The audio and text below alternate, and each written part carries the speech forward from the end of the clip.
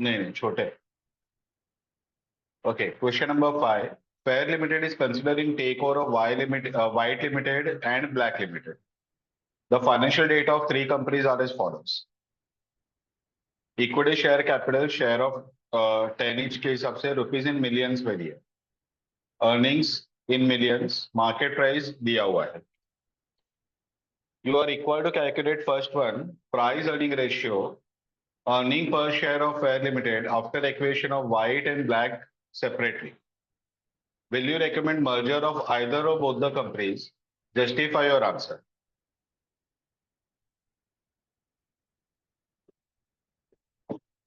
अब देखो, सबसे पहले इक्विटी शेयर दिया है, अर्निंग दिया है और एमपीएस दिया है. जो पहला रिक्वायरमेंट है वो है पीई रेशियोस. तो पीई रेशियो दोनों को सेपरेटली फाइंड करना पड़ेगा तीनों कंपनीज का. क्योंकि यहाँ पे ऑब्वियसली पीई रेशियोस बोला नहीं है प्री का चाहिए कि पोस्ट का चाहिए. तो प्री में तो तीनों कंपनीज का आएगा, पोस्ट में एक ही कंपनी कंटिन्यू करे. ठीक है. तो फर्स्ट पीई रेशियो फॉर्मूला आता है एमपीएस अपॉन एपीएस. ठीक है. अब एमपीएस तो अपने को गिवन है, मार्केट प्राइस अपने को गिवन है. ठीक है. अर्निंग पर शेयर अपने को फाइंड करना पड़ेगा ईपीएस. तो ईपीएस के लिए अपने को अर्निंग्स दिया है, number of share equity share capital से मिल जाएगा. तो ईपीएस मिलेगा. तो एक वर्किंग नोट बना के रखते हैं ईपीएस का.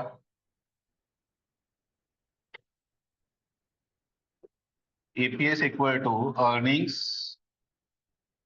Divide by number of equity share. Fair 180 by 90, 2 rupees. White का 36 बाय 36, 1. ब्लैक का 36 बाय 18, 2. ठीक है. ये होगा एपीएस. अब पी रेशियो फाइंड कर सकते हैं. तो फेयर का एमपीएस 120, उसका ईपीएस 2, तो 60 टाइम्स 74 डिवाइड बाय 1, तो 74 टाइम्स डिवाइड बाय 2. ठीक है. ये अपने को पी रेशियो मिल गया. पहले का आंसर अपना आ गया. ठीक है.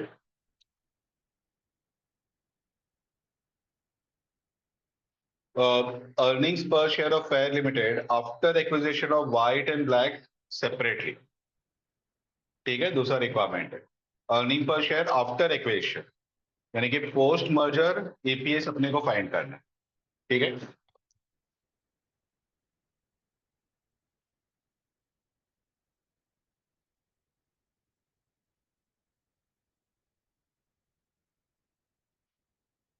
पोस्ट मर्जर ईपीएस,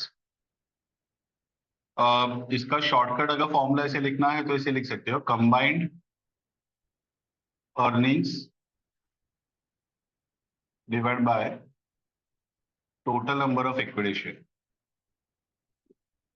अभी देखो, फेयर या तो व्हाइट को टेक ओवर करेगा या तो फेयर ब्लैक को टेक ओवर करेगा. तो अपने को दो ईपीएस निकालना है, फेयर प्लस व्हाइट का, हमने फेयर प्लस ब्लैक. ठीक है. तो अगर फेयर और व्हाइट का कंबाइंड हुआ तो फेयर का अर्निंग्स है 180. ठीक है. व्हाइट का अर्निंग्स है 36. एक अपना वर्किंग रहेगा बीच में, वो वर्किंग के बिना पर ये फाइंड नहीं कर पाएंगे. तो second working note number 2, exchange. अब ये सब में उन्होंने एक्सचेंज रेशियो कौन सा लेना है वो दिया नहीं है. तो नहीं दिया रहेगा तो कौन सा लेते हैं अपन? नहीं. अगर नहीं बोला रहेगा एक्सचेंज रेशियो कौन सा लेना है? नहीं, एमपीएस. एमपीएस का लेते हैं. तो अगर एक्सचेंज रेशियो नहीं बता रहेगा तो एमपीएस का एक्सचेंज रेशियो लेना है. तो फेयर एंड व्हाइट का action ratio MPS of white divide by MPS of fair. MPS white का है 74 और इसका है 120।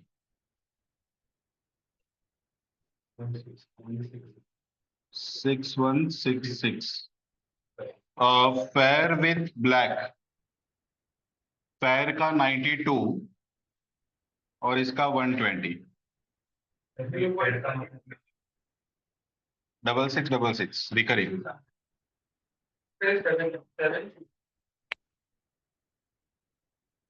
7667 ठीक है। हाँ, सेलिंग डिवाइड बाय परचेजिंग ना, ठीक है। तो ये अपना एक्शन रेशियो है। तो अभी हम लोग यहाँ पे फाइंड कर रहे हैं पोस्ट मर्जर ईपीएस। तो दोनों के अर्निंग्स को ऐड करेंगे 180 प्लस 36, दोनों के नंबर ऑफ शेयर को ऐड करो तो 90 प्लस इसका 36 को हम लोग 0.6167 से, ये रिकरिंग है क्या?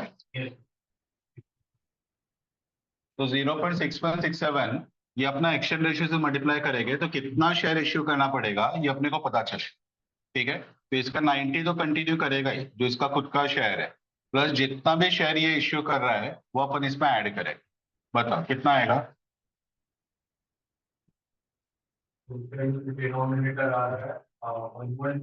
फाइनल आंसर ही बता दो।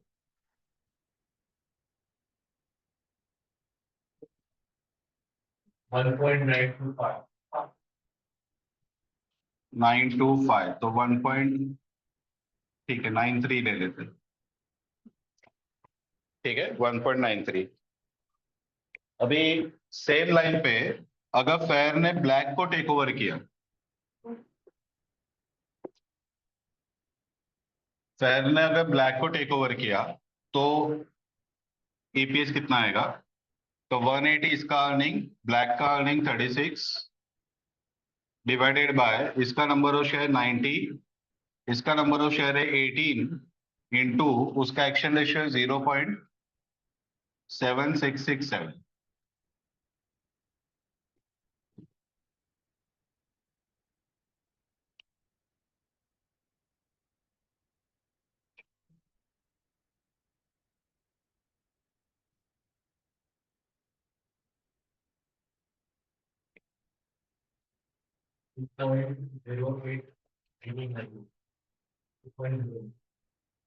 2.08, ठीक है। ये अपने को post merger fair plus black का अपने को मिला।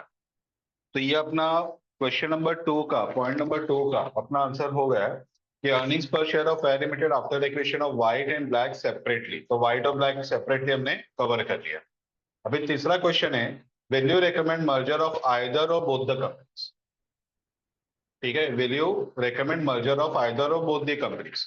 तो हम लोग को यहाँ पे सजेस्ट करना है कि फेयर को व्हाइट से मर्जर करना है, कि फेयर को ब्लैक से मर्जर करना है, या फिर यहाँ पे एक और ऑप्शन दिया है बोथ द कंपनीज, यानी कि fair plus white plus black, उसको मर्जर करना है।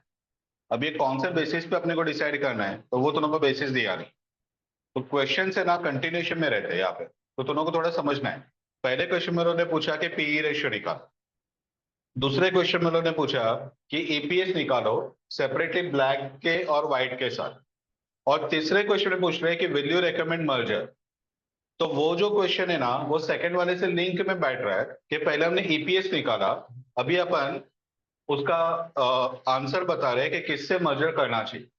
तो जिसमें ईपीएस ज्यादा आएगा उससे अपन मर्जर कर सकते हैं, ठीक है। लेकिन प्रॉब्लम ये है कि हम लोग ईपीएस ज्यादा आएगा उसके बेसिस पे डिसाइड नहीं करेंगे।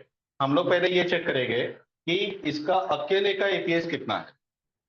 तो इसका ईपीएस था 2 मर्जर के पहले, ठीक है। जब भी वो वाइड से मर्जर कर रहा है तो वो 2 का ईपीएस कम होके 1.93 हो रहा है।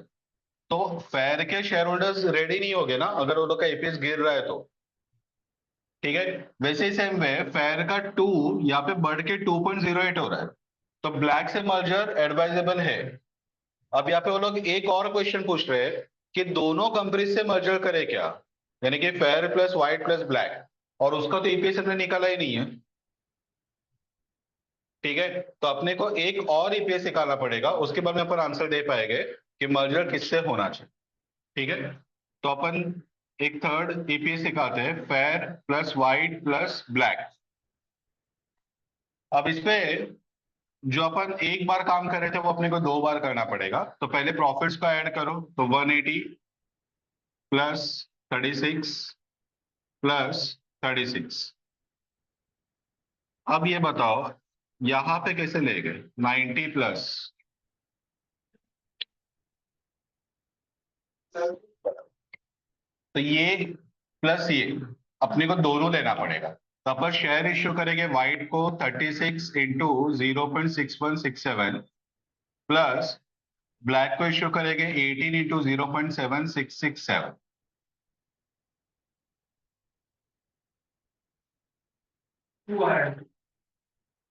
टू। ठीक है, तो अभी फाइनली बताना है कि किससे मर्जर एडवाइजेबल है ऑन द विद ब्लैक, क्योंकि फेयर प्लस वाइट ईपीएस कम हो रहा है, फेयर प्लस ब्लैक ईपीएस बढ़ रहा है, तो एडवाइजेबल है। Fair plus white plus black, तो वो जो ईपीएस बढ़ा हुआ था ना वो कम होके टू पे आ गया। अकेला जब तक ब्लैक था ना तब तक 2.08 था, जैसे व्हाइट का एंट्री हुआ वो 2.08 कम होके टू पे आ गया, यानी कि इसका लॉस यहाँ पे सेट ऑफ हो रहा है। समझ में आया? तो ये तीनों से भी merger possible means allowed advisable नहीं है, तो merger only with black is advisable. पता चला? ठीक है, चलो तो यहाँ तक का लिख लो, बाद में वो कमेंट लिखते हैं। Conclusion, it is advisable to fair limited, it is advisable for Fair Limited to merge only with Black Limited. To merge only with Black Limited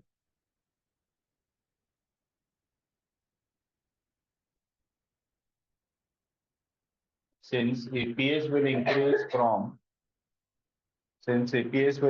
from rupees 2 to rupees 2.08. ठीक है, चलो अभी सेवन सम दिखने में similar है लेकिन उसका adjustments और इंफॉर्मेशन वो डिफरेंट है। बाकी कंसेप्ट वहां पे भी सेम है कि दोनों को तीन कंपनीज दिया है, एक कंपनी दो कंपनी को टेक ओवर करने को प्लान कर रहा है। ठीक है, तो सेवन देखो, A Limited is considering takeover of either B or C Limited or both. The financial data of three companies are as follows: equity share rupees in lakhs पे दिया है of 10 each, earnings market price, exchange ratio is based on market price।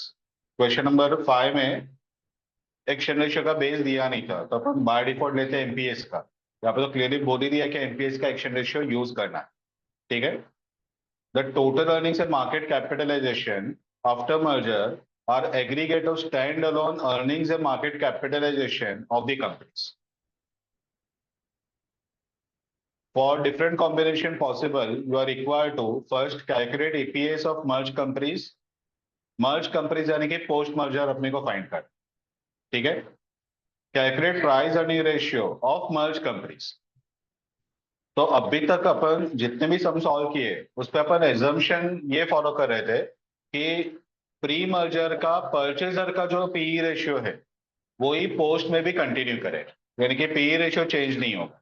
जैसे यहाँ पे fair का PE ratio 60 times आया, तो अपन assumption ये करेंगे कि मर्जर किसी के साथ होगा उसका जो पीई रेशियो है मर्जर के बाद का वो 60 का 60 रहेगा, वो चेंज नहीं है। लेकिन ये सब में ऐसा नहीं है, ये सब में तुम लोग को स्पेसिफिकली पीई रेशियो फाइंड करने को बोला है। ठीक है, तो वो कैसे फाइंड करेंगे क्योंकि उसका फॉर्मूला वगैरह तो हमने कुछ लिखा ही नहीं है। क्योंकि अगर पीई फाइंड करने को गए पोस्ट मर्जर का तो अपन पहले पोस्ट मर्जर का ईपीएस निकालेंगे, पोस्ट मर्जर का एमपीएस कहाँ से निकालेंगे। ठीक है, क्योंकि पोस्ट मर्जर का एमपीएस अपन खुद फाइंड करते पी इंटू ईपीएस करके। अब एमपीएस तो गिवन ही नहीं है, ठीक है, तो ऐसे केस पे अपन वो पीई के लिए क्या फॉर्मूला अप्लाई करें ये अपने को देखना पड़े। ठीक है। तीसरा है where you recommend merger with either और both the companies on the basis of EPS, justify your answer. यहाँ पे हमने ये एज्यूम किया कि उन्होंने क्वेश्चन नंबर 2 में ईपीएस निकालने को बोला था और क्वेश्चन नंबर 3 में अपने को रेकमेंड करने को बोला किससे मर्जर करें। तो हमने ईपीएस के बेसिस पे आंसर बताया, ये अपना एजम्पशन था। ठीक है, एमपीएस के बेसिस पे भी अपन निकाल सकते थे। अगर ये तीनों केस पे अगर एमपीएस निकाला पैर का, तो उसको भी कंपेयर करके आंसर निकाल सकते थे। ठीक है, लेकिन हमने ईपीएस को बेस बनाया क्योंकि क्वेश्चन कंटिन्यूएशन में रहता है। यहाँ पे तो क्लियरली बोल ही दिया है कि दोनों को जो जजमेंट देना है वो बेस्ड ऑन ईपीएस ही देना है, तो यहाँ पे कुछ एज्यूम नहीं करना है। ठीक है, तो जस्टिफाई और आंसर यानी कि वर्किंग के साथ बताना है कि तुम लोग क्यों बोल रहे हो किससे मर्जर करें। अब ये सब में एक लाइन बहुत इंपॉर्टेंट है, अगर वो लाइन नहीं दिया रहता ना तो ये सम का सॉल्यूशन पॉसिबल था ही नहीं। वो जो सेकंड पैराग्राफ सॉरी टेबल के नीचे का जो लाइन है ना, total earnings and market capitalization after merger are aggregate of stand-alone earnings and market capitalization of the companies। ठीक है, ये लाइन बहुत इंपॉर्टेंट है। ये लाइन अपने को आगे का जो क्वेश्चन नंबर बी और सी है उसका आंसर निकालने में हेल्प करेगी। ठीक है, तो अभी सबसे पहले इनिशियल जो पार्ट है वो अपन खत्म कर लेते हैं। अपने को एमपीएस के बेसिस पे एक्शन रेशियो निकालना है, तो एक्शन रेशियो निकाल लेते हैं। पोस्ट मर्जर का ईपीएस निकाल के रखते हैं। ठीक है, यहां तक का फाइंड करते बाद में आगे देखते हैं।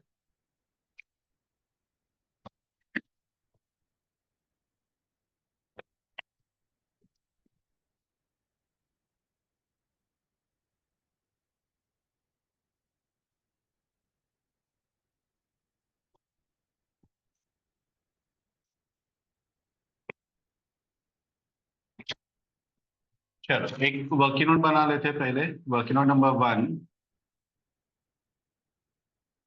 Pre merger MPS. MPS given है ना।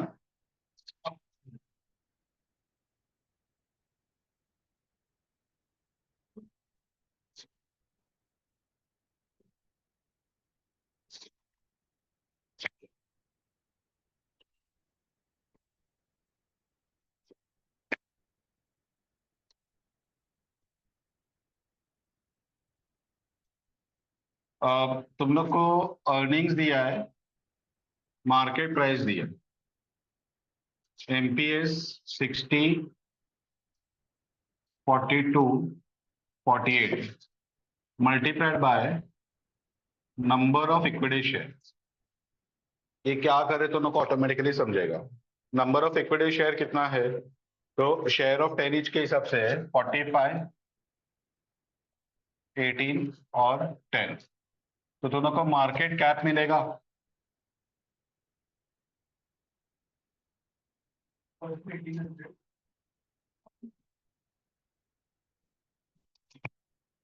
ये अपने को मार्केट कैप मिला।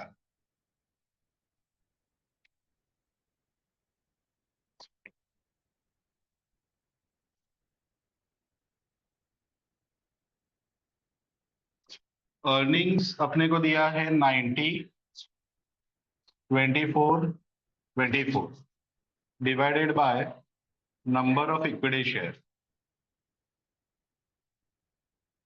क्या ये वाला।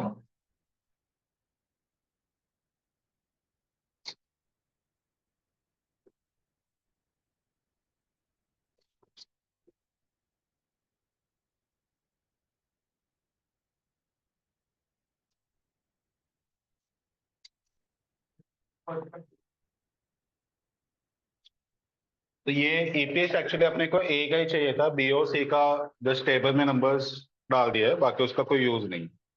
ये अपने को कंपेयर करने के लिए कि किससे मर्जर करना चाहिए।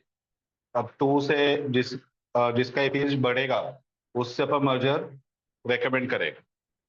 ठीक है, तो ये प्री मर्जर का हमने फाइंड किया। Working number 2, exchange ratio based on MPS. पहला ए प्लस बी, ए का 60 एमपीएस, बी का 42, तो 42/60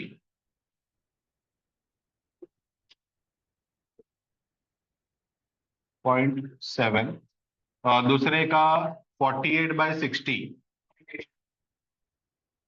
ठीक है, ये अपने को एक्शन रेशियो मिला। तो अभी एक्शन रेशियो अवेलेबल है, मार्केट कैप वगैरह निकाल के रखा है क्योंकि वो आगे अपने को यूज करना है, इसके लिए पहले से फाइंड करके रखा है। ठीक है, अभी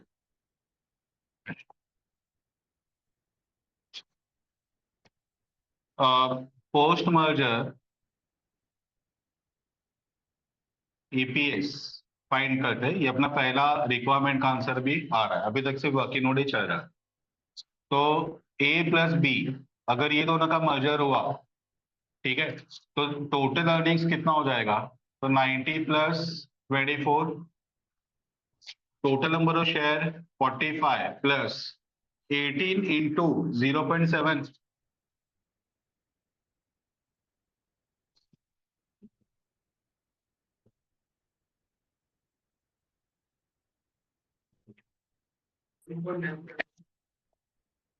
97998 ले लूं। ठीक है, वैसे सेम वे ए प्लस सी, अगर ए और सी का मर्जर हुआ तो 90 प्लस 24, 45 प्लस 10 इंटू 0.8।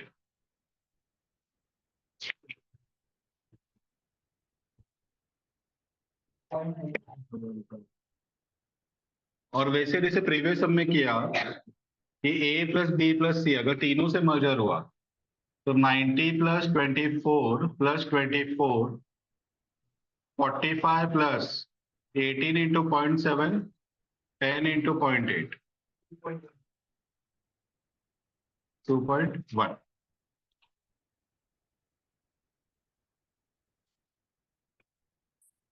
ठीक है, तो ये तीन हमने एपीएस निकाला। अब अपने को क्वेश्चन नंबर 3 में उन्होंने बोला है कि तुम लोग रेकमेंड करो बेस्ड ऑन ईपीएस किससे मर्जर होना चाहिए।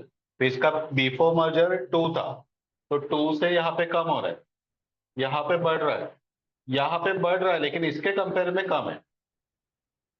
तो हाईएस्ट ये आ रहा है, यानी कि उसको सिर्फ सी के साथ मर्जर करना चाहिए। ये अपना थर्ड वाले का आंसर है। ठीक है, वो कमेंट के फॉर्म में अपन लिख देंगे। अभी अपन आते हैं सेकंड वाले के ऊपर कि सेकंड वाले का क्या करना है। ठीक है, पी रेशियो फाइंड करने को बोला है। अब पी रेशियो के लिए post MPS upon post EPS आएगा, post MPS divide by post EPS. ठीक है, अब क्वेश्चन ये आता है कि पोस्ट एमपीएस अपने पास है नहीं, पोस्ट ईपीएस है, हमने तीनों निकाल के रखा है और हम लोग मर्जर सिर्फ सी के साथ रेकमेंड करें। तो अगर उसी का अगर आंसर निकाला तो पोस्ट ईपीएस आएगा 2.15। ठीक है, तो अभी एमपीएस कैसे लेगा? अब वो जो लाइन लिखा है ना उसका मीनिंग अभी अपन समझने को ट्राई करते हैं। वो बोल रहे हैं कि total earnings and market capitalisation after merger are aggregate, यानी कि total of stand alone earnings and market capitalisation of the companies. Stand alone यानी कि जब कंपनीज इंडिविजुअल है, उसका अर्निंग और मार्केट कैप जो है उससे का ही एग्रीगेट पोस्ट मर्जर में कंटिन्यू करें। ठीक है, तो हमने यहाँ पे क्या किया, प्रॉफिट 90 प्लस 24 दिया, यानी कि इंडिविजुअल कंपनीज का जो प्रॉफिट है वो ही सेम एग्रीगेट होगा आफ्टर मर्जर। तो अर्निंग्स को हमने सिंपल ऐड कर दिया, इसका मतलब ये हुआ सिनर्जी कुछ नहीं। ठीक है, यानी कि जितना अर्निंग्स पहले था 90 प्लस 24, दोनों मर्ज होके ऐसे नहीं होगा कि 90 प्लस 24 से भी आगे प्रॉफिट जाएगा। तो प्रॉफिट इंडिविजुअल कंपनीज का जो है वो सेम वैसे ही कंटिन्यू करेगा। ठीक है, सिनर्जी यहाँ पे नहीं है, इसका मतलब हुआ सेम रूल अप्लाई होगा इवन फॉर मार्केट कैप। बोला दोनों के लिए बोला है ना, टोटल अर्निंग से मार्केट कैप। तो अर्निंग को तो हमने यूज कर लिया, मार्केट कैप भी दोनों का एग्रीगेट ही रहेगा। ठीक है, तो मार्केट कैप आफ्टर मर्जर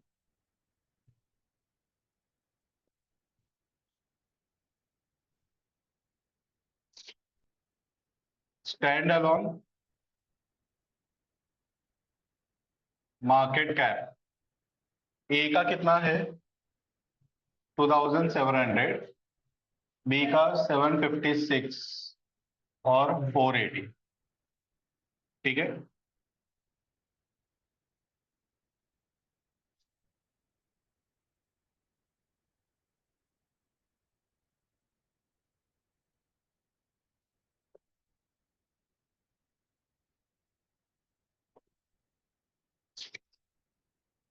ये ए लिमिटेड का मार्केट कैप, ठीक है।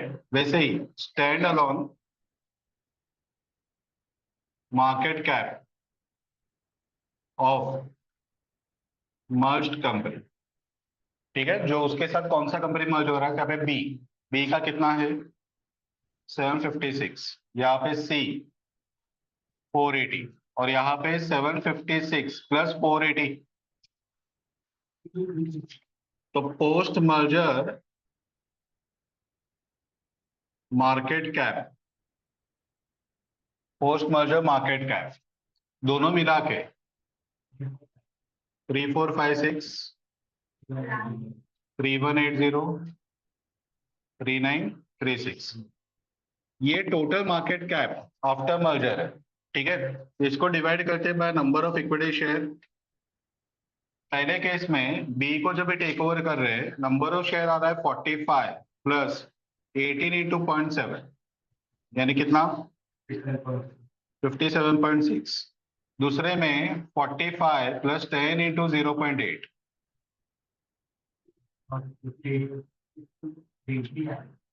53।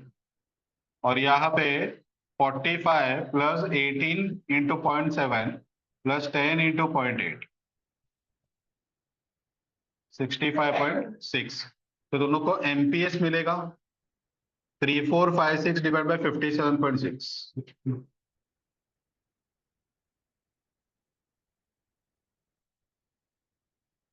कितना 60।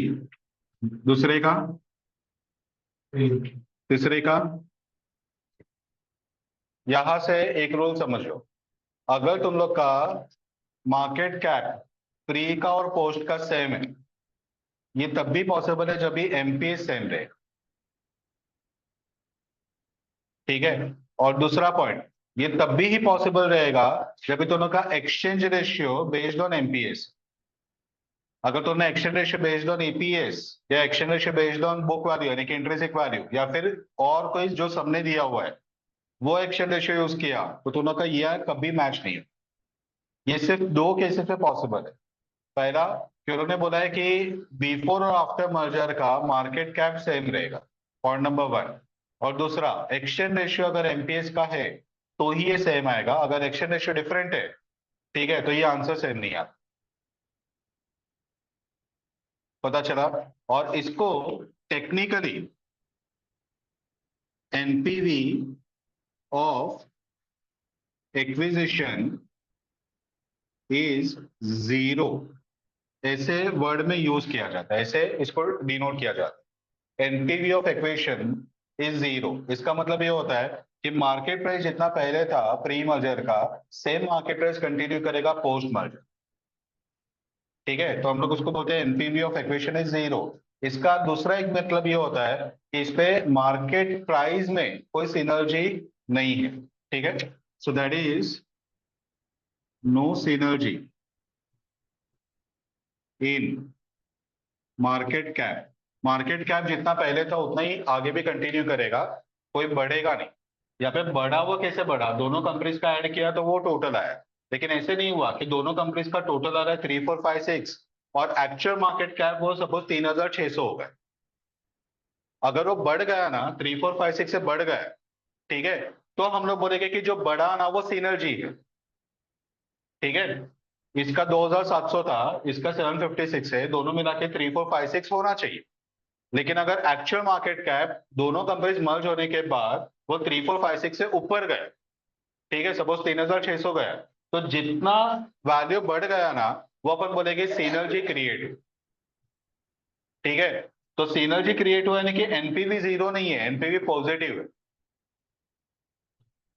ठीक है। और दूसरा कि अगर सपोज मार्केट कैप कम हो गया, जो होता नहीं है, लेकिन अगर एक थ्योरेटिकली बोला कि अगर मार्केट कैप गिर गए, ठीक है, तो हम बोलेंगे एनपीवी इज नेगेटिव, नेगेटिव यानी कि वो कम हो रहा है, और एनपीवी जीरो का मतलब ये है कि मार्केट कैप जो इंडिविजुअल कंपनीज का है वही सेम कंटिन्यू करेगा, वो बढ़ेगा नहीं। ठीक है, यानी कि मार्केट कैप के टर्म में सिनर्जी कुछ भी नहीं। यानी कि मार्केट में न्यूज आएगा लेकिन शेयर होल्डर्स ज्यादा इंटरेस्टेड नहीं रहेंगे, तो इन्वेस्टर्स उस पर पैसा और ज्यादा इन्वेस्ट करने को नहीं आएंगे। शेयर का जो प्राइस पहले चल रहा था न्यूज के बाद भी, हमारे कमीशन के न्यूज के बाद भी शेयर प्राइस उतना ही रहेगा, मार्केट वैल्यू बढ़ेगा ही। समझ में आया? तो ये जब भी लाइन दिया रहेगा तब भी ही तुम लोग ये एज्यूम कर सकते हो कि प्री और पोस्ट का मार्केट प्राइस वो सेम रहेगा। अदरवाइज ये लाइन नहीं दिया रहेगा तो तुम लोग एज्यूम नहीं कर पाओगे। तो यहाँ पे उन्होंने दूसरे वे से बताया, उन्होंने बताया कि मार्केट कैप सेम है।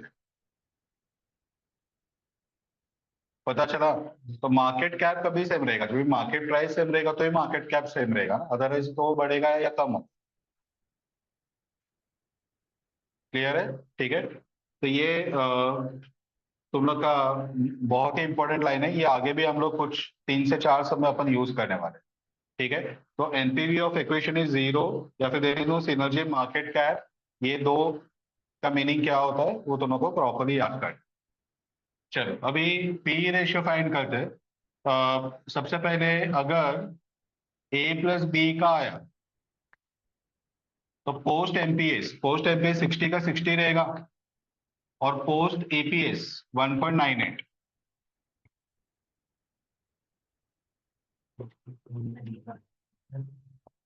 30.38 टाइम्स।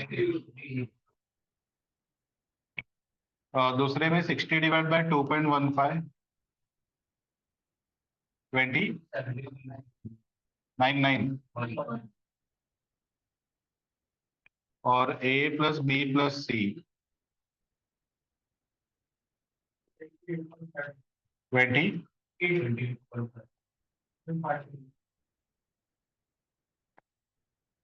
ठीक है। तो ये पोस्ट पी हमने फाइंड किया। ये अपन तब भी फाइंड कर पाए जब भी अपने को एमपीएस पहले से पता था, इसके लोग ने ये बताया कि ये सेम रखना है। तो यहाँ से हमने पहले एमपीएस निकाला, वो एमपीएस हमने यहाँ पे यूज किया तो अपने को पी। ठीक है, अदरवाइज पी ही नहीं मिलता है, पहले अपने को पी ही फाइंड करना मीन्स वो यूज करते हैं, और वो यूज करके अपन एमपीएस निकालते हैं। यहाँ पे उल्टा है, पहले एमपीएस निकाला बाद में पी फाइंड। समझा? तो बाकी सब में वो लोग क्या बोलते हैं कि पी सेम रखो एमपीएस निकालो, यहाँ पे उल्टा बोला कि एमपीएस सेम रखो पी निकालो। क्लियर? इतना लिख लो, बाद में लास्ट में कंक्लूजन लिखना पड़ेगा कौन से कंपनी से मर्जर करना है। कंक्लूजन बेस्ड ऑन एपीएस,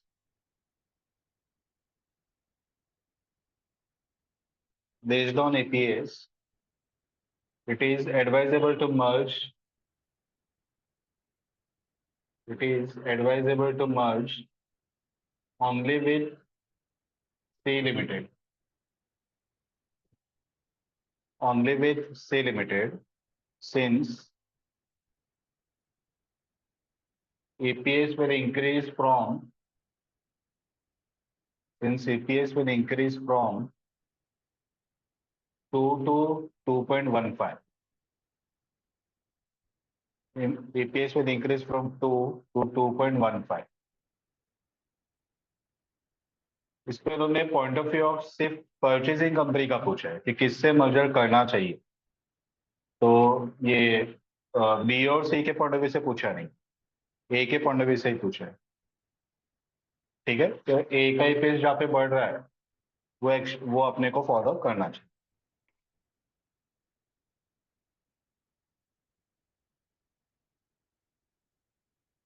चलो क्वेश्चन नंबर 6 देखो।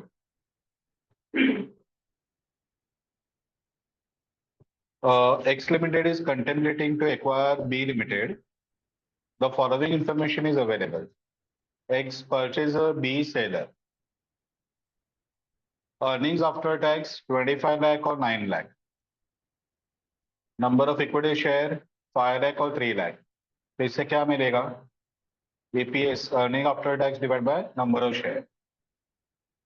मार्केट प्राइस दिया है 21 और 14। ईपीएस मिल गया, एमपीएस पता है, तो क्या मिलेगा? पी। जनरली ये जो कॉमन चीज है ना, ये अपने को हर सब में लगता ही है, क्योंकि पी अपने को पोस्ट का अगर एमपीएस निकालने को बोला तो पी सेम रखना पड़ता है, तो पी लगेगा। ईपीएस वो पी रेशियो फाइंड करने के लिए करना पड़ता है, तो ईपीएस भी निकालना ही पड़ता है हर सब में। तो प्री का एक वर्किंग नोट बना ही लेने का जनरली, और ये जो भी चीजें चाहिए वो पहले ही फाइंड कर लेने का। Assume no synergy in earning और वैल्यू ड्यू टू मर्जर। ठीक है, सिनर्जी नहीं है। Point number A, if merger is to take place through such exchange of share that earning available to shareholders of B Limited remains unaffected, unchanged. If merger is to take place through such exchange of share that earnings available to shareholder of B Limited remains unchanged. बरोबर है कि B का earnings change नहीं होना चाहिए, तो वैसा action ratio तुम लोग फाइंड करके लो। एक्शन रेशियो गिवन नहीं है, बरोबर है कि B का अर्निंग सेम रहना चाहिए।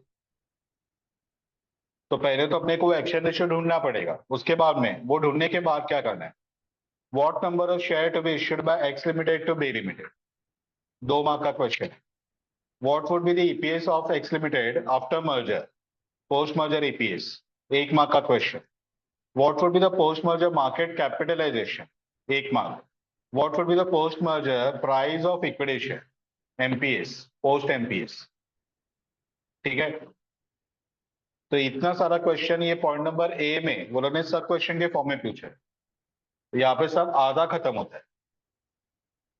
ठीक है, अभी सेकंड पार्ट सम का स्टार्ट हो रहा है। Point number B, if merger takes place by exchange of share on the basis of market price, अगर एमपीएस के बेसिस पे अगर मर्जर हुआ तो क्या क्या फाइंड करना है? पहला, number of share is to be issued by X to B. What would be the EPS of X limited after merger, यानी कि post EPS. What earnings would be available to equity share holders of B limited, B के share holders को कितना earnings मिलेगा। Point number सी, अभी तीसरा part सम का, between A and B, which exchange ratio would be more beneficial to shareholders of B from the point of view of earning and from the point of view of market value? तो इतना सारा एक ही समय पूछा है, 13 mark का सम था overall, यानी कि 13 मार्क के हिसाब से काम भी करवा रहे हैं, बाकी सब में तो कुछ काम ही नहीं रहता और बहुत सारा मार्क्स रहता है, इस पे है बहुत कुछ है। अब एक चीज इस पे ध्यान में रखना कि अगर तुम लोग को बोला कि कंपनीज को अर्निंग्स सेम रखना है, यानी कि before merger after merger earning same चाहिए, चाहे वो एक्स के लिए है या बी के लिए, उससे कोई फर्क नहीं पड़ता। एक्सचेंज रेशियो अगर ईपीएस का लिया ना तो अर्निंग सेम रहेगा, और अगर एक्सचेंज रेशियो एमपीएस का लिया तो एमपीएस सेम रहेगा, सब्जेक्ट टू कि पी चेंज होना चाहिए। मैं वापस रिपीट कर रहा, थोड़ा सा कंफ्यूजिंग है। अगर तुम लोग को सबने हिंट दिया कि तुम लोग को अर्निंग्स को सेम रखना है, एक्सचेंज रेशियो तुम लोग क्या यूज करोगे बताओ? तो तुम लोग को ईपीएस का एक्सचेंज रेशियो लेने का, अर्निंग को सेम रखना है ना, तो exchange ratio based on EPS use करो, ईपीएस सेम ही आएगा दोनों कंपनीज। ठीक है, अगर सम दोनों को बोलता है कि दोनों कंपनी को एमपीएस सेम रखना है, एक्सचेंज रेशियो बताओ, तो एमपीएस का एक्सचेंज रेशियो लो। ठीक है, तो उससे प्री और पोस्ट मर्जर एमपीएस सेम आएगा, अगर तुम लोग का पी सेम नहीं रहेगा तो पी चेंज होना चाहिए। ये केस पे देखो, तुम लोग का जो पी था ना, ओरिजिनल पी कितना था? हमने अभी पी फाइंड ही नहीं किया ना। अगर अभी पी निकाला ए लिमिटेड का तो 60/2 30 आएगा, कहीं पे भी यहाँ पे 30 नहीं है कोई भी केस में। बाकी अपना कॉमन एजम्पशन क्या रहता है कि जब तक सब नहीं बोलेगा, पी का जो पी है वही पोस्ट में कंटिन्यू करेगा, अगर पी चेंज नहीं होगा तो एनपीएस चेंज होना ही है। ठीक है, तो तुम लोग अगर एमपीएस का एक्सचेंज रेशियो लिया और पी को सेम नहीं रखा तो तुम लोग का एमपीएस सेम आ सकता है। ठीक है, बाकी वो सेम नहीं आएगा। पता चला? तो वापस एक बार, अगर तुम लोग को बोला कि अर्निंग्स को सेम रखना है, अब वो एक्स के पॉइंट ऑफ व्यू से बोले कि अर्निंग को सेम रखो, बी के पॉइंट ऑफ व्यू से बोले अर्निंग को सेम रखो, या दोनों के पॉइंट ऑफ व्यू से, वो सेम ही रहेगा। एक्स के लिए भी सेम रहेगा प्री पोस्ट, बी के लिए भी सेम रहेगा। ठीक है, तो दोनों को exchange ratio based on EPS लेना है। ठीक है, वो बाय डिफॉल्ट सेम ही आएगा। अभी हम लोग सम का सॉल्यूशन बनाएंगे, उस पर अपन वो कंपेयर भी कर लेंगे। दूसरा, अगर दोनों को सम बोलता है कि एमपीएस सेम रखना है, वैसा बोलता ही नहीं है कोई सम में, ये पीई का प्रॉब्लम होता है। ठीक है, लेकिन अगर ऐसा बोला सपोज कि एमपीएस को सेम रखना है, तो एक्सचेंज रेशियो एमपीएस का लेने का और पीई रेशियो चेंज करना पड़ेगा, तो एमपीएस सेम रहेगा। पीई रेशियो सेम रखा तो एमपीएस सेम नहीं आएगा। आया समझ में? ठीक है, तो ये दोनों को फॉलो करना है हर सब में। ठीक है, अर्निंग सेम रखना, ये बहुत सारे सब में इंस्टीट्यूट ने पूछा है ऑलरेडी। तो सिंपल मोड एंड पे exchange ratio based on EPS दोनों को यूज कर। क्लियर?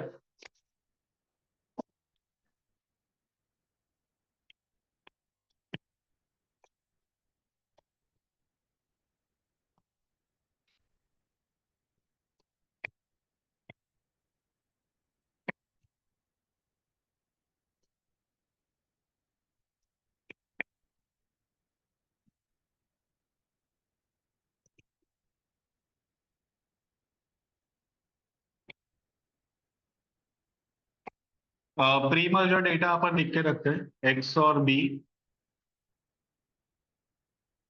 अर्निंग्स कितना दिया है?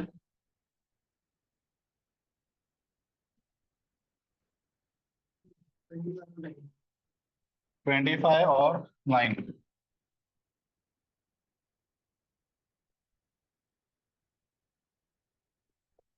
Divided by number of equity share. Number of equity share 5 lakh और 3 लाख। ईपीएस 5 और 3। एमपीएस 21 और 14। P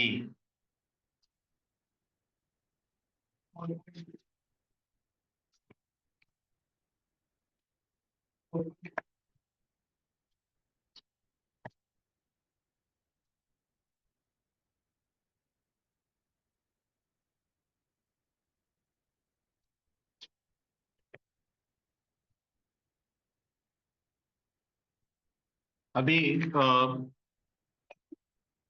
working number 2, exchange ratio. Point number A में, to maintain earnings exchange ratio based on EPS will be used। अगर earnings को maintain करना है तो exchange ratio EPS का लेना चाहिए। ठीक है, तो exchange ratio equal to EPS of B divide by EPS of X. B का ईपीएस 3, ये 5, 0.6। दूसरा, exchange ratio based on MPS, सबने खुद ही बोला एमपीएस का एक्सचेंज रेशियो लो। तो exchange ratio equal to MPS of B divide by MPS of X. MPS 14 by 21, 0.67। ठीक है, यहाँ तक क्लियर है? चलो, अभी इस पे क्वेश्चंस बहुत सारा पूछा है। अगर तुम लोग एक के नीचे एक फाइंड करोगे ना, तो बहुत टाइम जाएगा। तो बेटर ये है कि एक टेबुलर प्रेजेंटेशन दे देने का, दोनों केस में सेम चीजें फाइंड करना है, पोस्ट मर्जर ईपीएस वगैरह। तो अपने को टेबल फॉर्म में ही आंसर्स मिलते जाएगा, तो प्रेजेंटेशन में टाइम कम जाएगा। ठीक है,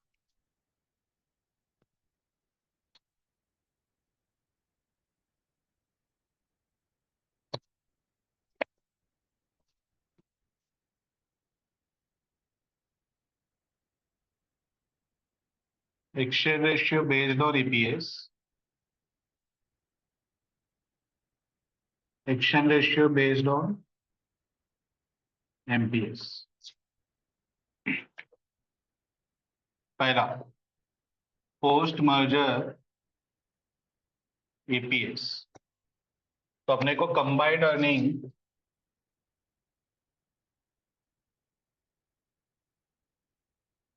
divide by combined number of share लेना पड़ेगा।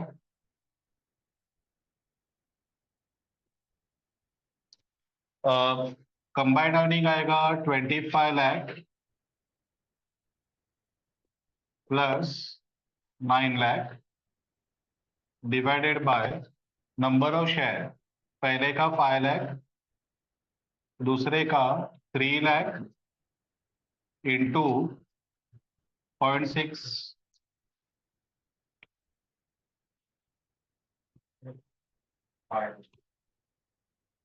5।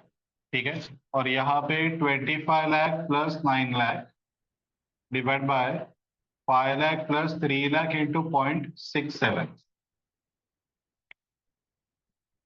अब ये 0.67 पूरा रिकरिंग लेने का, ठीक है, तो राउंड ऑफ आंसर आएगा।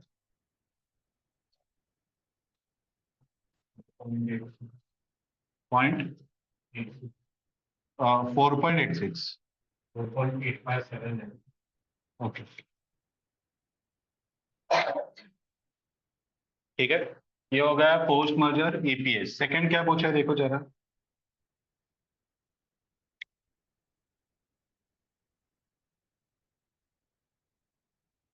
पोस्ट मर्जर ईपीएस था, मार्केट कैप है, तभी पोस्ट पीई, पीई कितना रहेगा, तो जितना प्री का पीई है सेम पोस्ट में कंटिन्यू करेगा। ये सब में कुछ बोला नहीं है कि वो पीई डिफरेंट है वगैरह। ठीक है, तो पीई सेम रहेगा 4.2। तो पोस्ट एमपीएस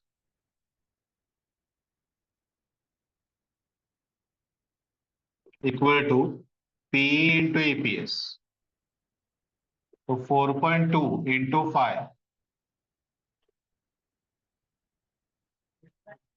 21, और 4.2 into 4.86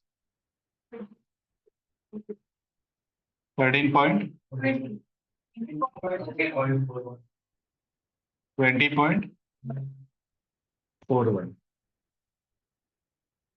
okay, next market cap पूछा है, तो post merger market cap equal to MPS into number of equity share. तो एमपीएस आ रहा है 21 इंटू नंबर ऑफ शेयर, ये है 5 लाख प्लस 3 लाख इंटू 0.6,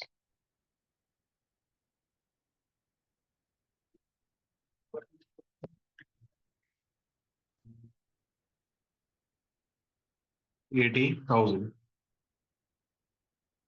ठीक है, और यहाँ पे 20.41 into 5 lakh plus 3 lakh into 0.67, 142।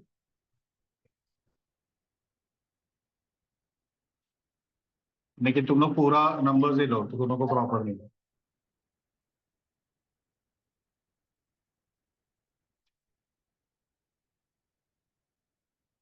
Triple zero या double zero?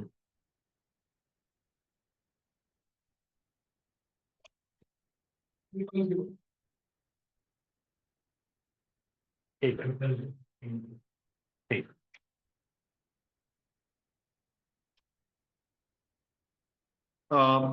Point number A में सेकंड क्वेश्चन एक और पूछा है, number of shares to be issued. पहला या दूसरा क्वेश्चन ही वो है, number of shares to be issued. तो ये जो है यही number of share to be issued है ना, सेलिंग का number of share into exchange ratio. ठीक है, तो 3 लाख इंटू 0.6, 180, और यहाँ पे 3 लाख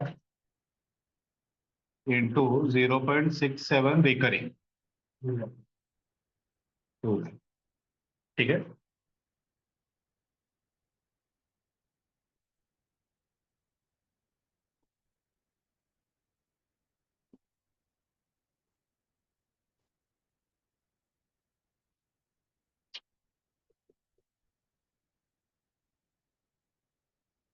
और क्या क्वेश्चन पूछा है?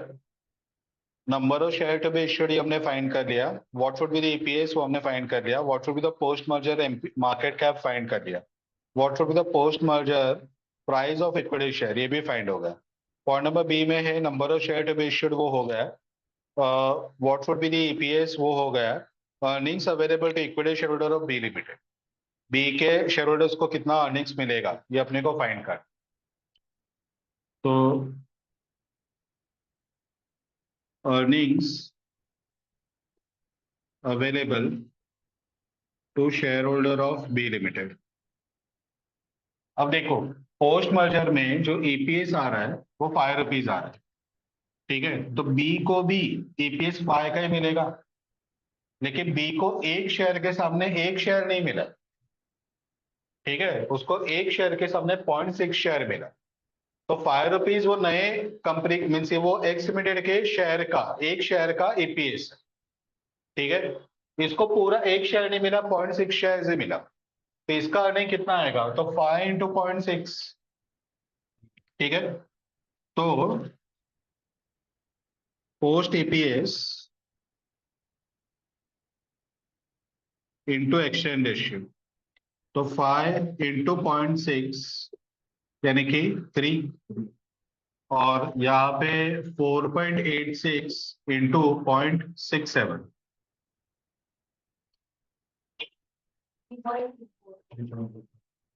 3.324।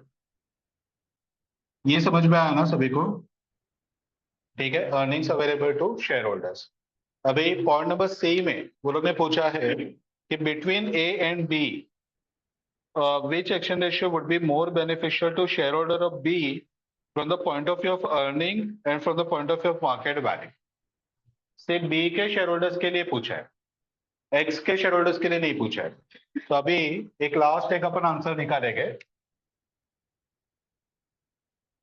गेन और loss to share holder of B limited.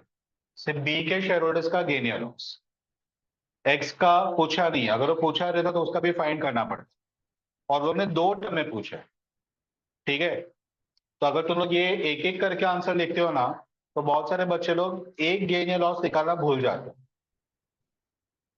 पहले हमने action ratio based on EPS लिया है, action ratio based on EPS. वो एक्शन रेशियो में तुम लोग को पहले दो गेन या लॉस निकालना है, ईपीएस का गेन या लॉस, एमपीएस का गेन या लॉस, ठीक है। बाद में हमने action ratio based on MPS लिया, वो एक्शन रेशियो में वापस दो गेन या लॉस निकालना है, एक ईपीएस का और एक एमपीएस का।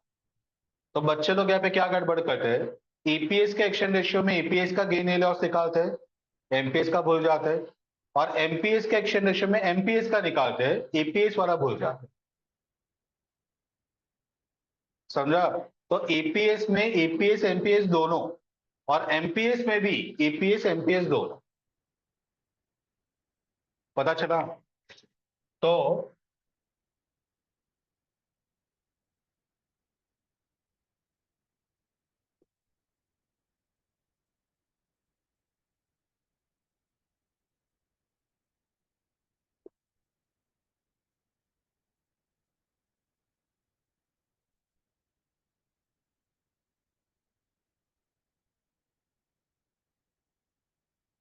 अभी देखो, सबसे पहले प्री मर्जर ईपीएस और MPS of B limited. B का ईपीएस था ₹3 प्री मर्जर में, और उसका एमपीएस था ₹14, ठीक है।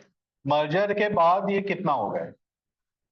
तो पोस्ट मर्जर ईपीएस और एमपीएस, ठीक है। तो ईपीएस हो गया ₹5, लेकिन इसको पूरा 5 मिलेगा क्या?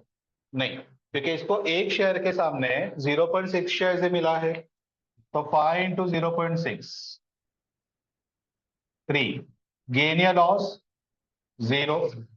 ईपीएस के एक्शन रेशियो में ईपीएस का गेन या लॉस 0 ही आना चाहिए ना, क्योंकि हमने क्या सीखा देखो दोनों को अर्निंग्स को मेंटेन करना है, यानी कि प्री पोस्ट अर्निंग सेम रहना चाहिए, तो एक्शन रेशियो ईपीएस का यूज करो। अगर इवन तो लोग एक्स का भी फाइंड करोगे ना तो भी सेम ही आएगा।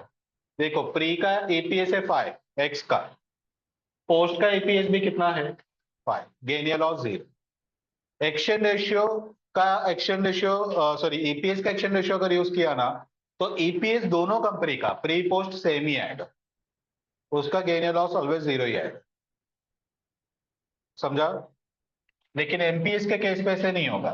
अब प्री का एमपीएस का 14, पोस्ट का एमपीएस कितना हो रहा है 21, लेकिन ये 21 पूरा उसको मिला क्या, तो उसका 0.6 शेयर ही मिला है। ठीक है, तो 21 इंटू 0.6 12.6। ठीक है, तो उसको यहाँ पे लॉस हो गया 1.4। समझ में आया? अब सेम यहाँ पे हम लोग कंपेयर करेंगे प्री का ईपीएस एंड और एमपीएस, इसको कंपेयर करो पोस्ट के साथ। पोस्ट का कितना आया 4.86, तो 4.86 इंटू 0.67,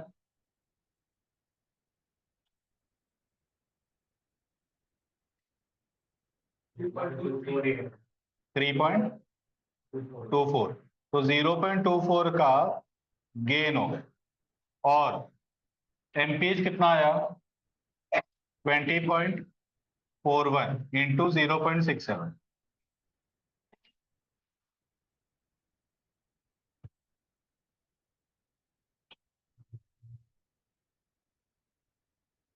ठीक है, ये लॉस हो गया। तो यहाँ पे गेन या लॉस नहीं है क्योंकि ईपीएस का एक्शन रेशियो था, बाकी जगह पे गेन या लॉस आएगा। ठीक है, और कौन सा एक्शन रेशियो बेनिफिशियल है, तो 0.6 या 0.67, तो सेलिंग कंपनी के लिए always higher action ratio beneficial है, तो 0.67 ही आंसर आएगा। ये फाइंड नहीं किया रहता तो भी ओरली बोल देते अपन, एक्शन रेशियो हायर है तो शेयर्स ज्यादा मिलेगा, जितना ज्यादा शेयर्स मिलेगा उतना ज्यादा ऑनरशिप मिलेगा परचेजिंग कंपनी में, तो 0.67 is always better than 0.6 purchase seller के लिए।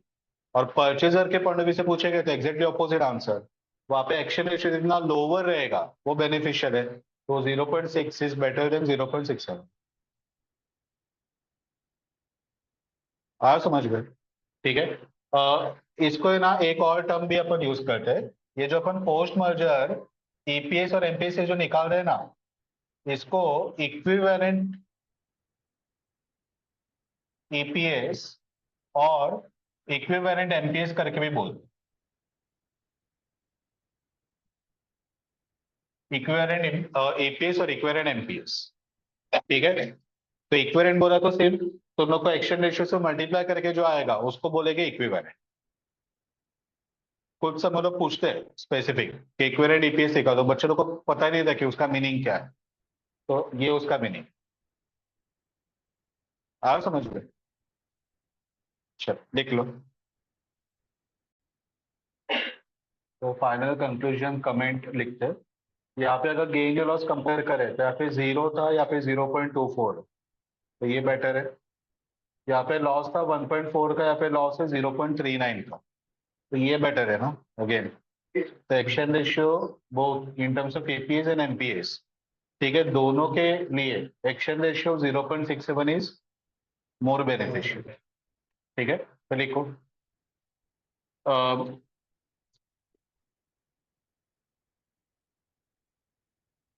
Action ratio 0.67,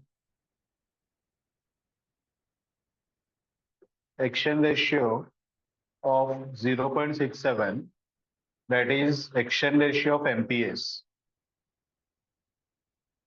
that is exchange ratio of MPS,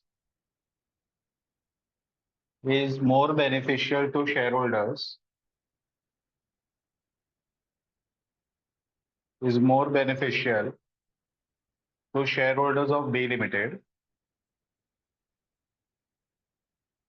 both in terms of APS as well as MPS, both in terms of APS as well as MPS.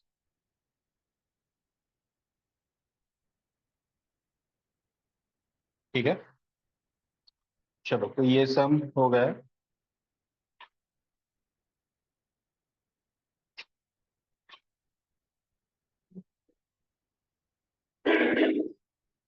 Question number 10 ले लो।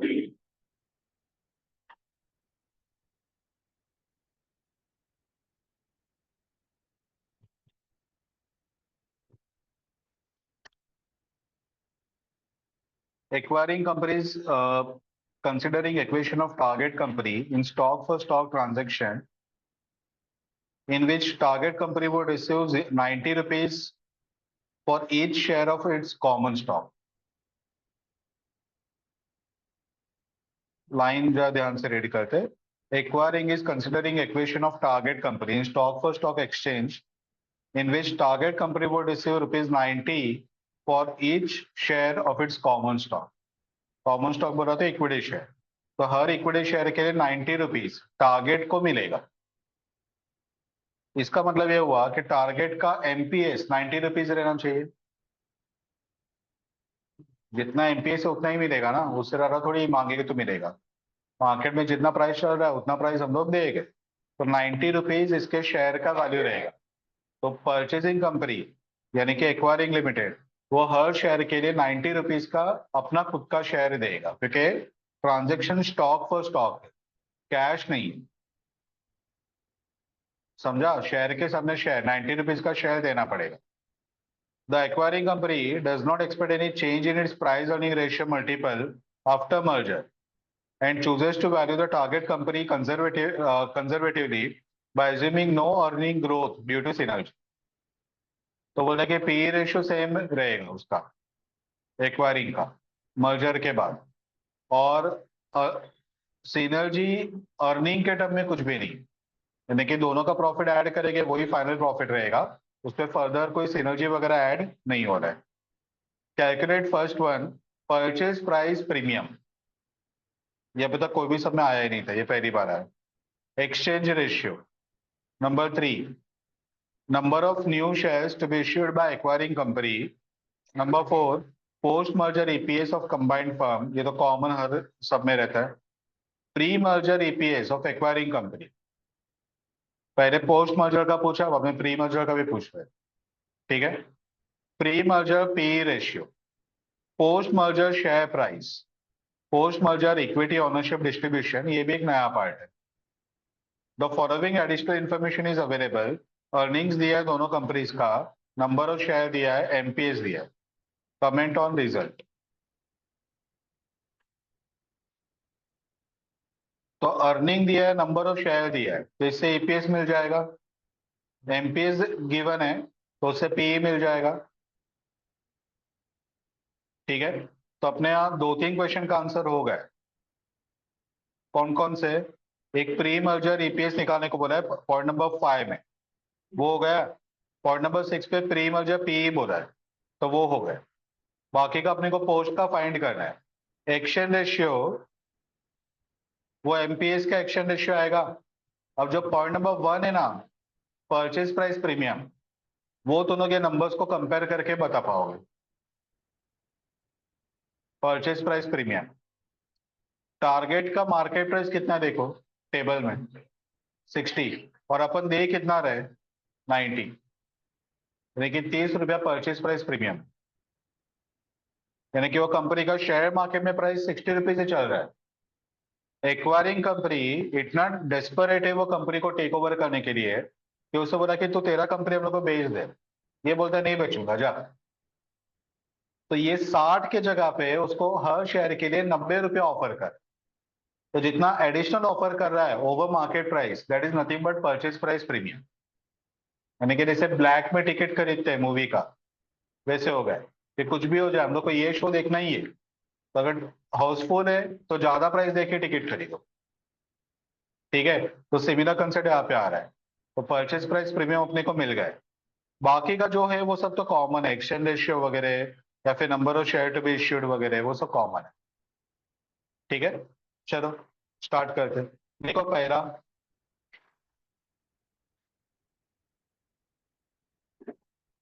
Purchase price premium, या फिर रुको रुको पहले एक working note बना लेते हैं, प्री मर्जर का पहले खत्म कर लेते हैं, बाद में पोस्ट वगैरह पे आते हैं।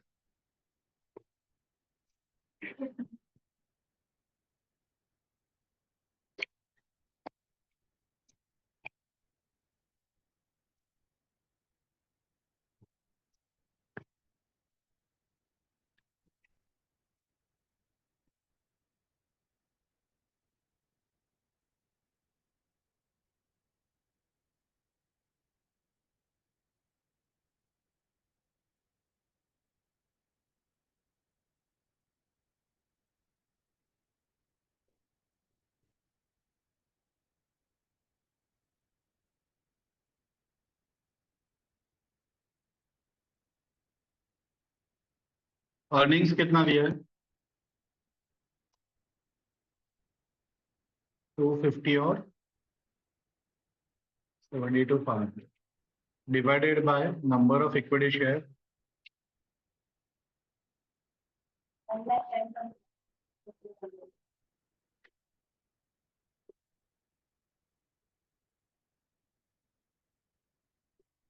ईपीएस,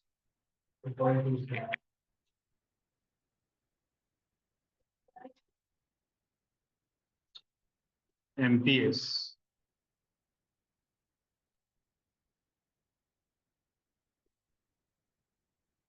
पी,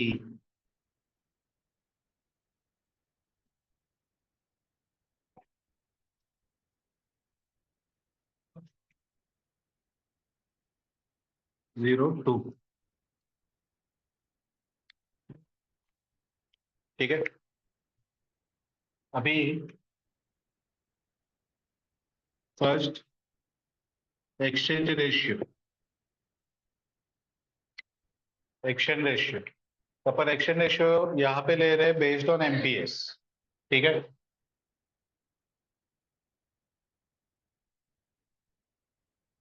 तो हम लोग क्या करते हैं, MPS of target divide by MPS of acquiring.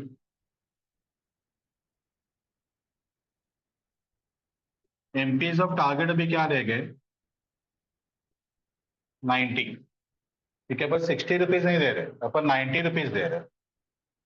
उसका शेयर का रियल वैल्यू 60 है, लेकिन अपन 60 रुपया पे नहीं कर रहे, 90 रुपीज पे कर रहे हैं। तो अपने को ज्यादा शेयर देना पड़ेगा ना। अगर 60 रुपीज दे रहे हो तो शेयर कम इश्यू करना पड़ता है। तो 90 डिवाइड बाय 50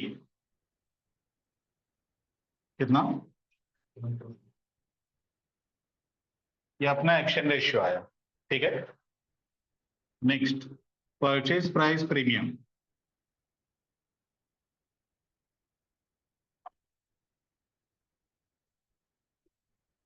तो offered price minus actual market price. Offered price 90 है, एक्चुअल प्राइस 60 है, तो 30 रुपीज पर शेयर का परचेज प्राइस प्रीमियम। ठीक है। नेक्स्ट क्या पूछा है, number of share to be issued. Action ratio हमने निकाल लिया है।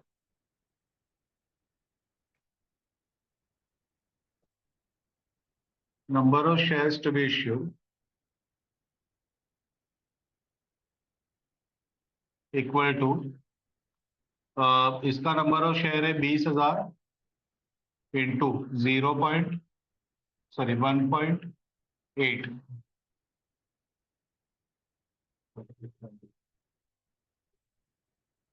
36,000 शेयर्स।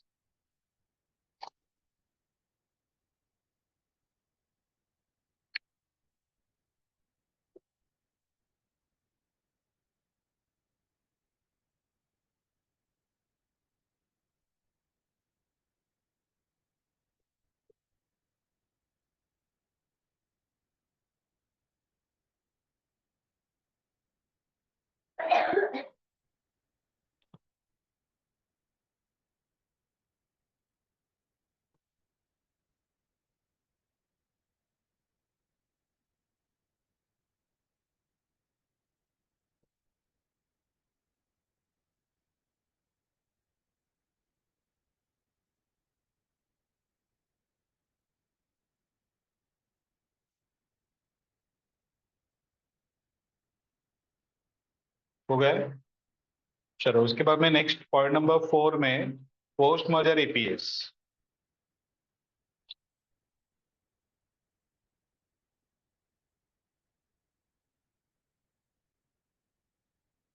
तो कंबाइंड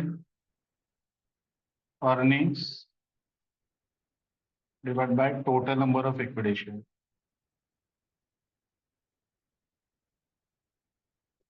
दोनों के प्रॉफिट्स को ऐड करेंगे, 250 plus 72,500 divide by number of share है 110, और कितना शेयर इश्यू करना है, तो 36,000 है। तो डायरेक्ट 36 लिखा तो भी चलेगा, या फिर 20,000 इंटू 1.8 लिखा तो भी चलेगा। तुम लोग को ऑलवेज का हैबिट है, तो वैसे ही लिख दो।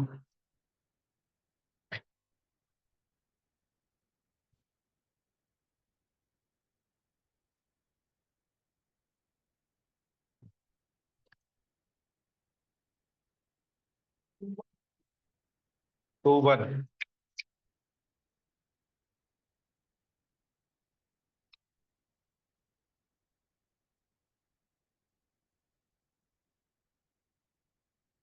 नेक्स्ट है प्री मर्जर ईपीएस। तो वो तुमने पहले फाइंड कर लिया है, pre merger EPS table number 1 में ही होगा। प्री मर्जर पी रेशियो वो भी हमने फाइंड कर लिया है।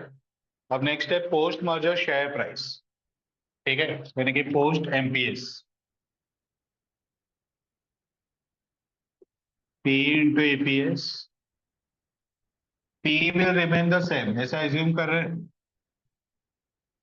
एज्यूम यानी कि सम खुद ही बोल रहा है। ठीक है, कि पी सेम रख इंटू ईपीएस।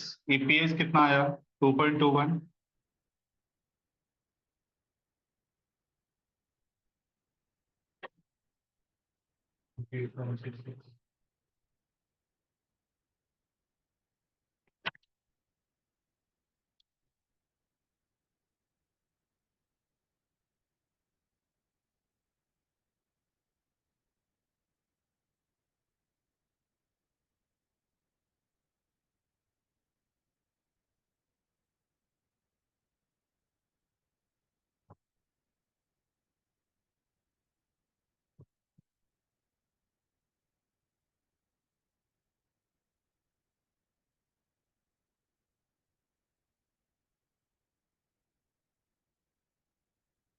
नेक्स्ट है post merger equity ownership distribution.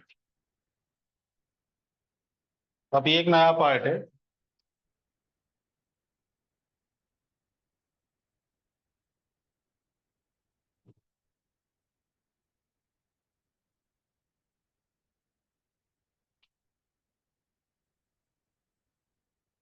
अब देखो, post merger number of shares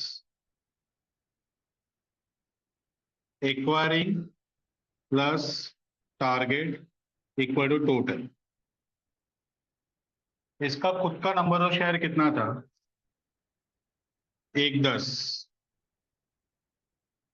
target को कितना इश्यू किया, 36, यानी कि टोटल 146 हो जाएगा।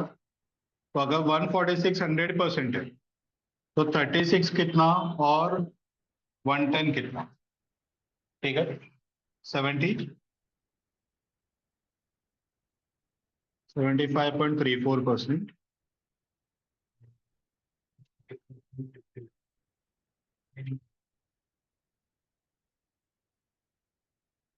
ठीक है, 24.66%।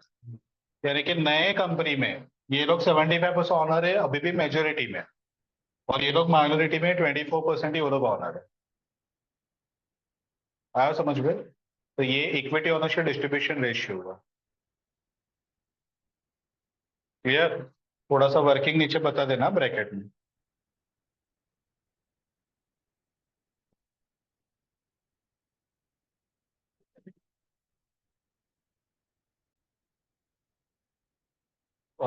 सेकंड सन, the shareholders of A company limited have voted in favor of buyout offer from B company limited a have voted in favour of buy out offer from B limited. यानी कि purchaser कौन है, seller कौन है?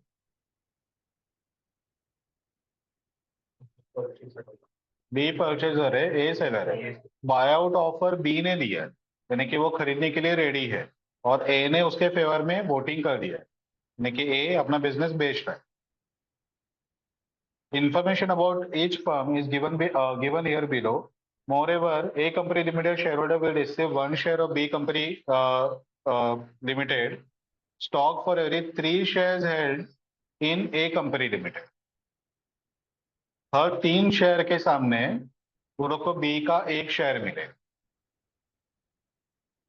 They will receive one share for every three shares they hold in A limited. ए के तीन share के सामने बी का एक शेयर मिलेगा, यानी कि 1/3, 0.33 का एक्शन रेशियो। अब 0.33 है तो दोनों को कैलसी पे रिकरिंग लेना पड़ेगा, या तो एक्शन रेशियो 1/3 करके रख देने, हर जगह पे इंटू 1/3 वगैरह ही करने। ठीक है। प्रेजेंट अर्निंग्स दिया है, ईपीएस दिया है, नंबर ऑफ शेयर दिया है। तो एक्चुअली नंबर ऑफ शेयर और अर्निंग से ईपीएस निकालते हैं, तो ईपीएस ऑलरेडी गिवन है, पी ऑलरेडी गिवन है, तो पी पता है, एपीएस पता है, तो एमपीएस निकाल पाएंगे। ठीक है। तो प्री मर्जर का पूरा डेटा अपने पास अवेलेबल है। Point number one, what will be the EPS of B company limited will be after merger? What will be the PE ratio if NPV of equation is zero? दो question एक एक question में पूछा है। What will be the EPS of B company limited after merger? Merger के बाद B का EPS कितना आएगा? EPS B का ही आता है, परचेजर का ही आता है, ये तो बंद हो रहा है। ठीक है। तो पोस्ट मर्जर ईपीएस निकालना है, एक्शन रेशियो 1/3 यानी कि 0.33 अपने को यूज करना है। और सेकंड क्वेश्चन है कि पीई रेशियो कितना आएगा if NPV of equation is zero. NPV zero यानी क्या होता है? मार्केट प्राइस पर शेयर प्री पोस्ट का सेम रहे, तो इसका एमपीएस जो रहेगा बी कंपनी का प्री मर्जर का, वही पोस्ट मर्जर में कंटिन्यू करेगा। ईपीएस हमने निकाला है, तो एमपीएस और ईपीएस करके नया पीई अपने को मिल जाए। ठीक है। एक काम करो, यहाँ तक का फाइंड कर लो, बाद में सेकंड क्वेश्चन बनाता हूँ। पहले एमपीएस निकाल लो, क्योंकि वो एनपीवी जीरो उसके लिए एमपीएस लगेगा। तो वर्किंग नोट नंबर 1 बना दो प्री मर्जर का।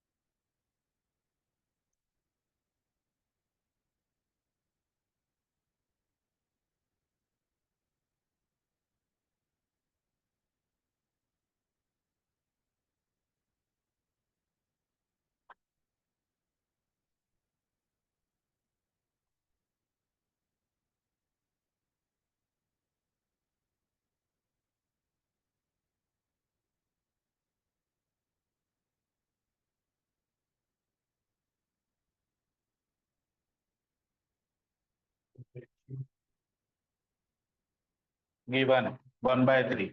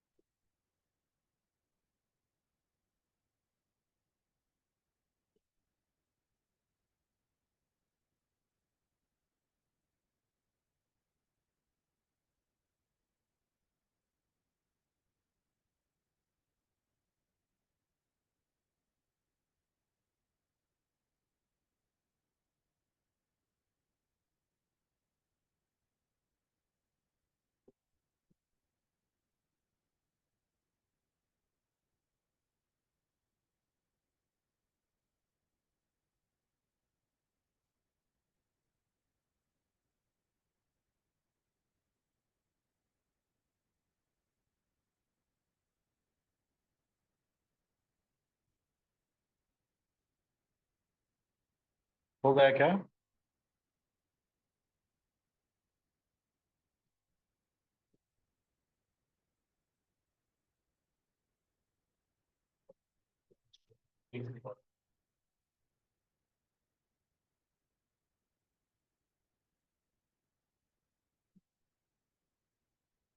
प्री मर्जर का एमपीएस निकाला ना? Pre merger MPS.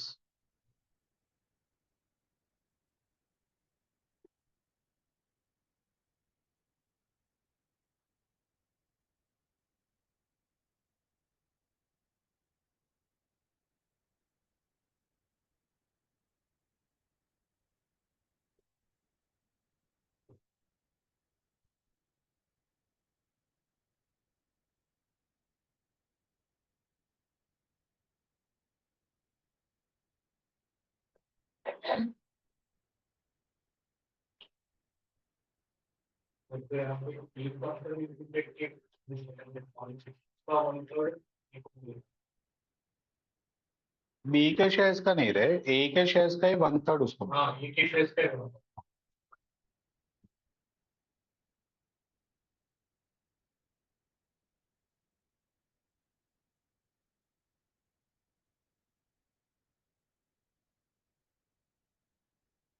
हो गया ना? तो पोस्ट एपीएस कितना आया? 5.13। ओके, पी फाइंड किया तुम लोगों ने? निकाला नहीं है ना? तो एक पहले लाइन लिखवा देते हो, बाद में पी फाइंड करते। ईपीएस अभी का हो गया है। तो नीचे लिखो, it is given that NPV of acquisition is 0। It is given that NPV of acquisition is 0,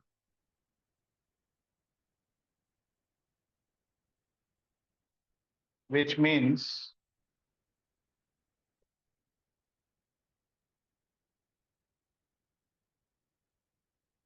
pre and post merger,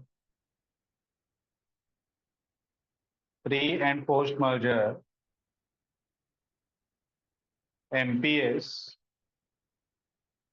and market cap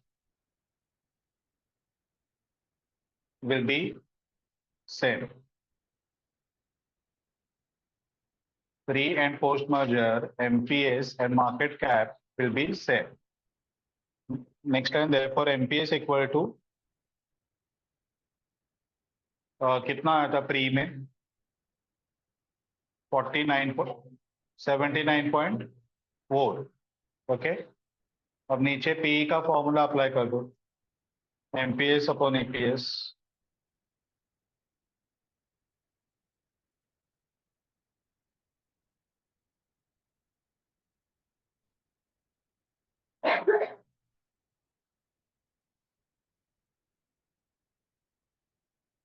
हो गया? ओके, अभी सेकंड क्वेश्चन क्या पूछा देखो, what must be company limited feel would be the value of synergy between this firms. Value synergy कितना आएगा?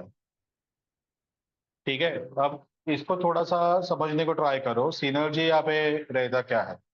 Students है ना, थोड़े से कंफ्यूज हो रहे थे क्योंकि सिनर्जी अपन एक ईपीएस में यूज करते हैं। ठीक है, तो अपन क्या करते हैं कि जैसे ए का प्रॉफिट प्लस बी का प्रॉफिट प्लस सिनर्जी। ठीक है, तो अपन वहां पे वर्ड यूज करते हैं सिनर्जी। तो लोग वो सिनर्जी फाइंड करने को बोल रहे हैं क्या? तो ये दोनों को डिफरेंशिएट करना पहले समझना है कि सिनर्जी दो टाइप से रहेगा।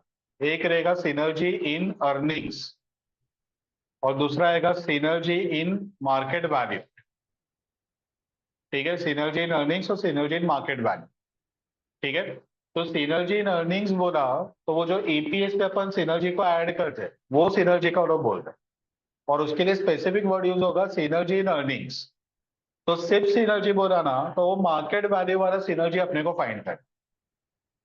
मार्केट वैल्यू वाला सिनर्जी अपने को फाइंड करना है। ठीक है, तो अभी अपन क्या करेंगे, प्री मर्जर मार्केट वैल्यू। ठीक है, प्री मर्जर मार्केट वैल्यू कौन कौन से कंपनीज है, बी एंड ए। तो बी लिमिटेड का मार्केट वैल्यू तूने वो टेबल में फाइंड किया है क्या? वर्किंग नोट में नहीं किया ना, सिर्फ एमपीएस ही करा है ना? तो बताओ ना एमपीएस कितना है? 79.4 into number of share, sorry 1.7, तो कितना होगा? ये प्री मर्जर मार्केट वैल्यू है बी लिमिटेड का। ठीक है, और ए लिमिटेड का प्री मर्जर कितना था?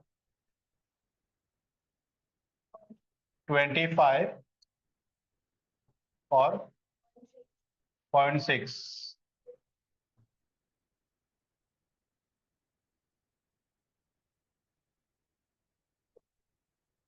Total pre merger market value. ठीक है, 149.98। इसके सामने पोस्ट मर्जर में मार्केट वैल्यू कितना हो रहा है? पोस्ट मर्जर मार्केट वैल्यू तो एमपीएस सेम रहता है 79.4, और नंबर ऑफ शेयर कितना हो गया है? 1.7 प्लस 0.6 इंटू 1/3। ठीक है,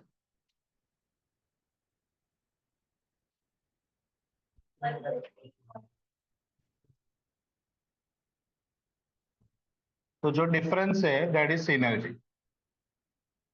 0.88। यानी 88,000 से मार्केट वैल्यू बढ़ गए, सो दैट इज सिनर्जी। ठीक है, इसको मैं दूसरे एक वे से भी बता सकता हूँ। इसमें एक्चुअली क्या हो रहा है, प्री में 79.4 इंटू 1.7, तो 79.4 इंटू 1.7 वो तो सेम ही है। तो जो चेंज आया वो किस में आया? तो 25 इंटू 0.6 उसके जगह पे 79.4 इंटू 0.6 इंटू 1/3। तो अगर मैं उसी को ही सिर्फ कंपेयर करूं, जो ए लिमिटेड का पार्ट है, बी का तो सेम ही रहेगा ना।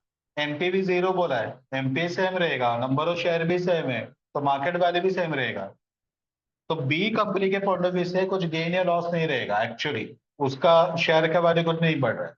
जो ए को टेक ओवर किया ना वो अपने को कम प्राइस में मिला, ऐसा अपन बोल सकते। ठीक है, तो दूसरा एक वे सिनर्जी फाइंड करने का वो थोड़ा कॉम्प्लिकेट होगा, लेकिन ये इजी है, यही फॉलो करेंगे।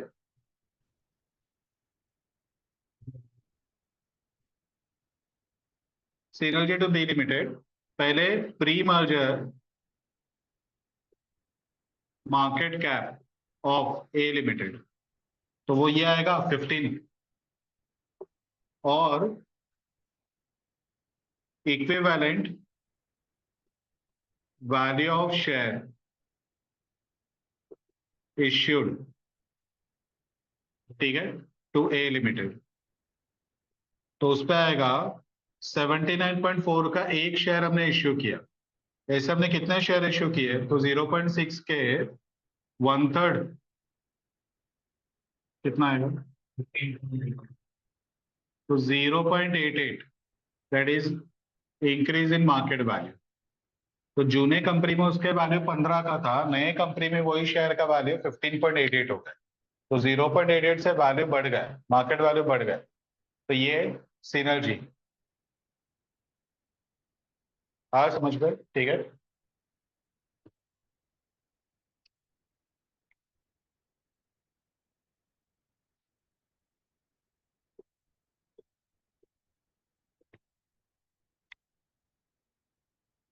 ये वाला ही फॉलो करो, ये वाला इजी है। ये सिर्फ अंडरस्टैंडिंग के लिए बता के अल्टरनेटिव ये एक वे पॉसिबल है। तो जब भी सिनर्जी बोलेंगे तभी तुम लोग को ये आंसर निकालना पड़ेगा।